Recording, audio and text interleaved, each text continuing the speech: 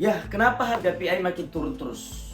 Nah, seperti yang saya katakan sebelumnya, saya juga berpikir bahwa ini pengaruh dari PI Futures. Nah, jadi sebelum kita bahas teman-teman,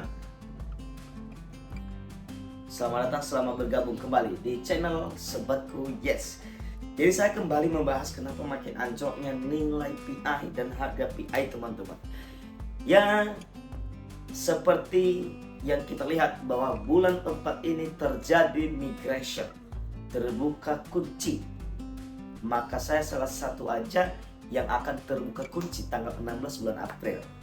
Ya, terbuka kunci migrasi saya yang 3 tahun yang lalu yang sudah terkunci dan terbuka di tanggal 16 ini. Nah, jadi menurut saya begini. Ya, pikiran positif saya kalau dari pihak Kortem, ya menurut saya begini. Nah,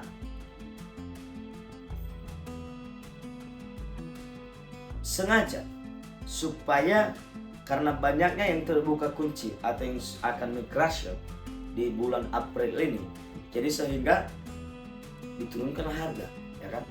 Diturunkan harga agar apa? Agar para pioners tidak menjual koinnya dulu, karena ekosistem kita belum matang, belum push, belum jos, belum baik, ya. Jadi janganlah, ya, Kortem ini berpikir bahwa ketika harga turun pasti nggak ada yang menjual. Saya rasa saya juga begitu deh. Kalau harga turun seperti ini, masa sih saya jual di harga sekian, ya. Nah, jadi kalau harganya besar, misalnya ada $3 aja, ya, kayaknya orang lumayan. Saya punya 100 PI, dapat berapa ya? Kalau 100 PI, berarti kalau 100 PI, kalau 10 PI berarti 100. Kalau 10 PI, kalau dengan harga $5, ayat $3, berarti sudah $300. Berarti kalau $100, berarti 100 PI berarti $3.000. $300 ya. Bentar dulu. Apa sih perkalian apa sih saya? Oh, ini jadi bingung. Ya. 10 tadi kalau harga 3 berarti kalau 10 punya, kalau 10 PI berarti punya 30. Berarti kalau 100 punya 300. Berarti 300 berarti 4 juta lebih. Nah, lumayan enggak? Lumayan. Kalau kita di Indonesia lumayan. Ya, kalau kita di Indonesia lumayan. Itu sangat lumayan, dan bahkan kalau kita nambang 5 tahun pun hanya klip petir dengan 4 juta lebih, saya rasa kita tidak rugi, ya kan? Kalau dibandingkan dengan harga-harga pakai yang kita keluarkan sekali klip. Nah, itu dia.